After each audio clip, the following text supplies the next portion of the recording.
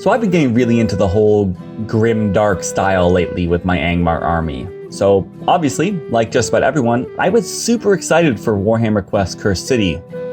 But we all know how that went. And I've also been thinking a lot about what kind of terrain to make for my Angmar army. And so I decided to have a go at building some Arnorian buildings.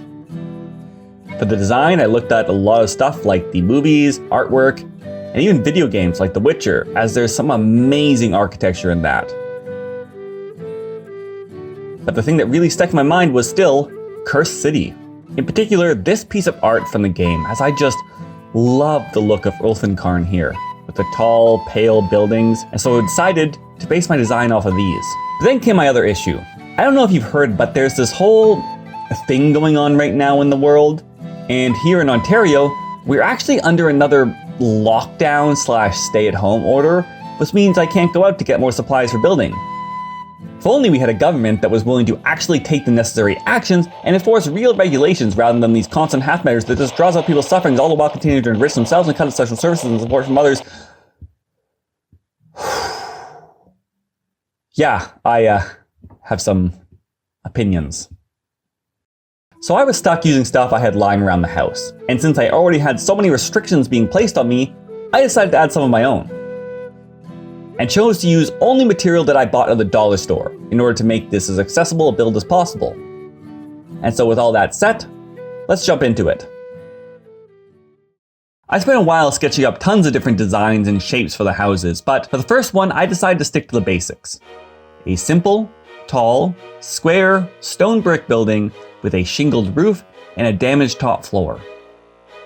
Regarding the dimensions, they don't really matter, as long as they match up to the models you plan to use them with. So I based mine off of these old Empire figures from GW, as they seemed like a good middle ground between the smaller Lord of the Rings stuff and the huge newer Age of Sigmar figures, meaning it will hopefully work with both. But I know people will ask for the measurements, so I made the door roughly 2 inches tall, about a head taller than the model, and the building 4 or so inches wide and 10 inches tall.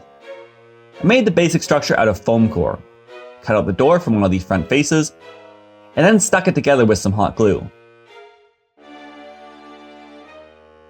As a base, I used these small square wooden pieces I found at the dollar store, as they were a perfect size and shape. Then I added some extra details like stairs in front, and an arch over the doorway.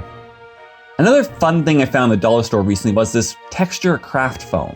In particular, one of the pieces had this wood grain style texture to it, so I decided to use this for the wood details on my build. Cutting out a door, I glued it onto another piece of foam core, and added details too, like hinges and a handle from some thin cardboard, before gluing this to the inside of the building. Once that was done, I went in and out of the top floor by gluing in some little buttresses and a square of foam board on top of those. Then I once again took the craft foam and cut out strips to use as floorboards. I applied some PVA to the foam core on top to attach the foam, being sure to add a little trap door in the corner before laying down the rest of the floorboards.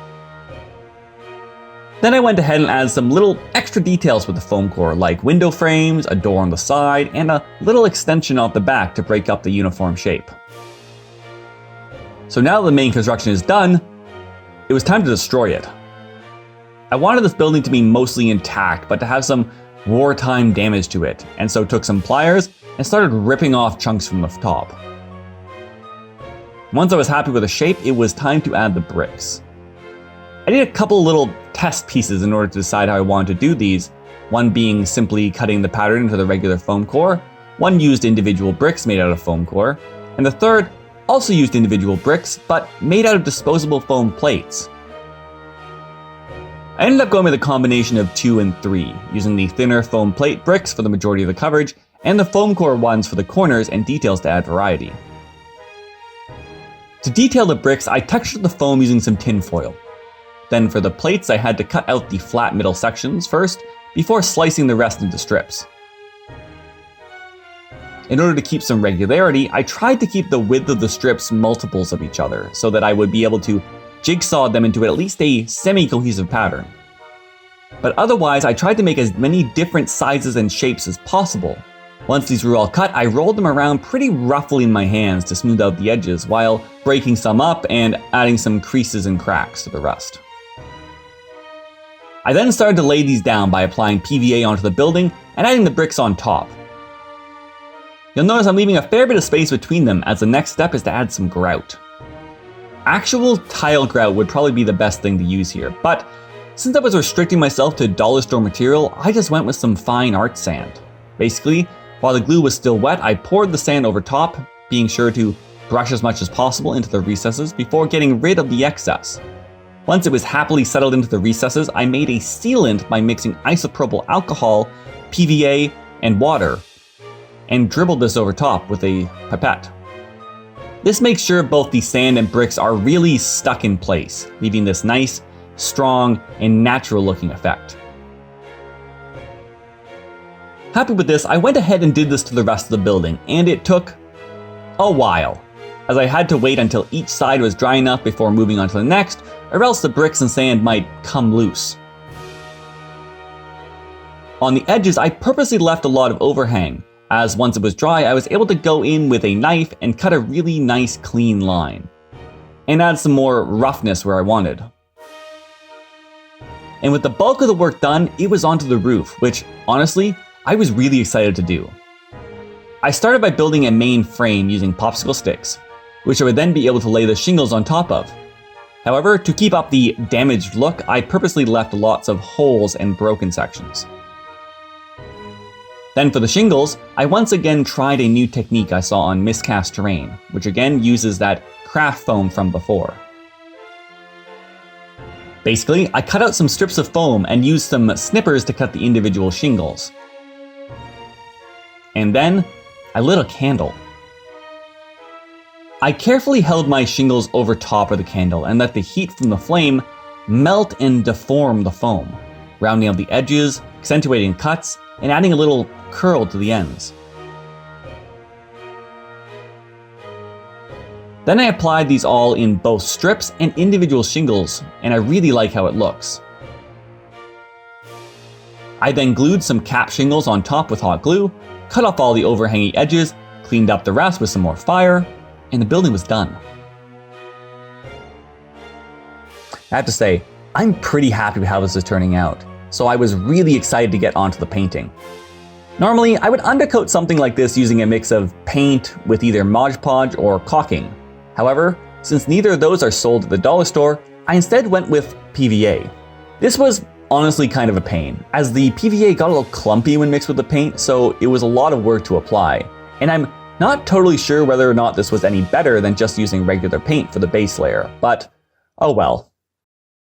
Onto the painting itself, I stuck with my craft paints again, and started off by adding some color to the undertones. I wanted to combine the pale look of the artwork I mentioned earlier from Cursed City with the striking blue tiles of the game. And so I mixed a dark blue with blue, green, and black paint, and painted this on the lower third of the building. Before that was dry, I then painted the top half with a beige and roughly wet blended a transition between the two colors. Happy with how this was looking, I went on and did this on the other three sides of the building before picking out the wood details with a really dark brown paint. And with that done, I mixed a browny gray color and did a really rough overbrush to the bricks to tie the different tones together. And even dry brushed the same color over the wood. Then I painted the shingles with a gray blue before dry brushing over that with a light gray too. This was all looking a bit uniform at this point, so I added some variety by watering down some different colored paint and sporadically picking out some random bricks. I did this with brown, green, blue, and a dark gray, before giving the whole thing an overall dry brush of vanilla to bring it together. Next step was adding some washes, and just like my miniatures, I applied two different colors. I mixed up a dark blue using craft paints, water, and soap, and once again applied this to the bottom of the building before adding a dark brown to the top half while the blue was still wet.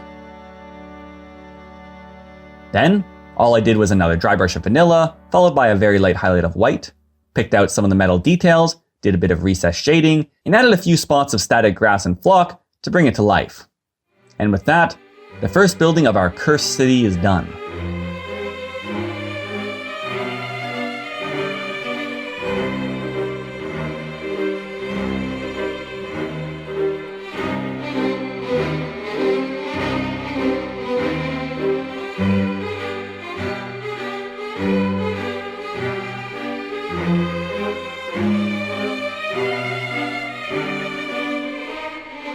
Looking at it now, there's definitely some stuff I wish I had done a bit differently, but this project has gotten me really keen to make more buildings to go with it, and maybe even a little bored.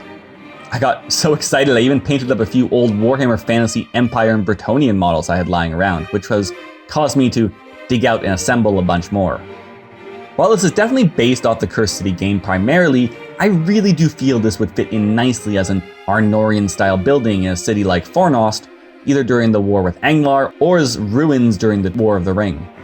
It also gives me some heavy Mordheim-y vibes, as I'm really tempted now to do a little Ulfenkarn / Mordheim style board to play some Warcry on, as I've been really keen to try that game out.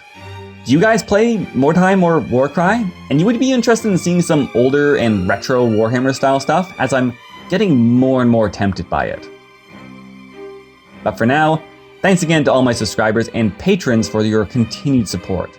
I've got way too many projects I'm excited to do now, and it's all about deciding just what to do next. So subscribe to find out, and take a look at my Instagram, Twitter, and Patreon to see more updates as to what I'm working on. I'm Anders, and stay safe, everyone.